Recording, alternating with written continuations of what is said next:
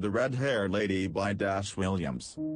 I ran to get a taxi, waving my arms as hard as I could to get one. Follow that car, I shouted at that taxi driver while getting in.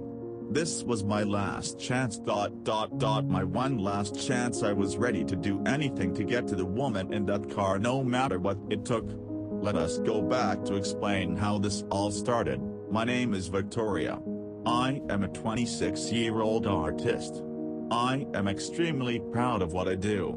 My art has been put into galleries and I have been praised for my art ever since I was a kid by my family, friends, strangers, teachers, and even some famous people. Now I get that I just said I am an artist, but you may be wondering what kind of art I make. Well, I paint and make Renaissance paintings of people, buildings, and places. As a kid I did not make art like this. Like that would be crazy for a kid to make art like that. I think I started making art like this when I was 19 or 18. I saw a Renaissance painting in my college art class. It was of the most gorgeous lady. I do not remember the name of the piece, but I remember what she looked like. She had beautiful curly red hair, she had soft hazel eyes, she had cute pinkish cheeks, and the prettiest tinted lips. She was sitting with her hands held close and had a pretty orange dress on. It was the most beautiful thing I had ever seen. I saw other beautiful and pretty women in Renaissance paintings, but none gave me the same feeling as that one, so I tried looking for someone who looked like her, who gave me the same feeling as the lady in that painting, but I never found another woman who looked like her. I got older and kept working and tried to stop thinking about it, but it just kept me up at night thinking about it. That all changed today. It was late at night, about 8 p.m. at one of my arts shows. So many of my paintings were shown to people. I was congratulated by family, friends, strangers, and a few celebrities for making it far in my art career. And while walking around and talking to people, I saw her, the lady in the painting. She had the beautiful curly red hair, soft hazel eyes, cute pinkish cheeks, and the prettiest tinted lips.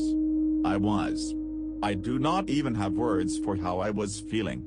Astonished, I think would describe it well. She was examining my art when she turned my way, then waved and smiled. She walked over to me and said, "Hello, my name's Ruby and Miss Victoria Smith. I'm a huge fan of your work. I'm glad I got to tell you before I leave.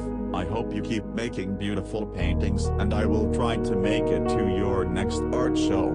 I stood there shocked, trying to collect my words. "Well, thank you," I muttered and smiled. She smiled back and started walking away. I was still shocked until I finally snapped out of it and looked around to see if she was still in here. She was not. I ran outside hoping to catch her, but she was getting into her car. I saw her car plate JHS 879, and it was a light blue muscle car. She started driving away, so I started trying to get a taxi driver's attention, and here we are now back to the present. We started following the car trying to catch up to it, but then I started thinking, what if she was going home? What if she was going on a date? What if I started getting all panicked? Then I realized the taxi driver was shouting at me, "Man, the car has stopped. Are we at your stop or not?" We were in front of a little store and I said thank you to the taxi driver, paid, and got out of the car. I walked inside and saw her. I started walking towards her and tapped her shoulder. She looked up. "Oh, it's you. Aren't you supposed to be at your show?" I realized I was supposed to be at my show, but it did not matter now. I got this far, and I am not going back. Yes, but that does not matter. Ruby, you're one of the most gorgeous ladies I have ever seen, and I fell for you at first sight.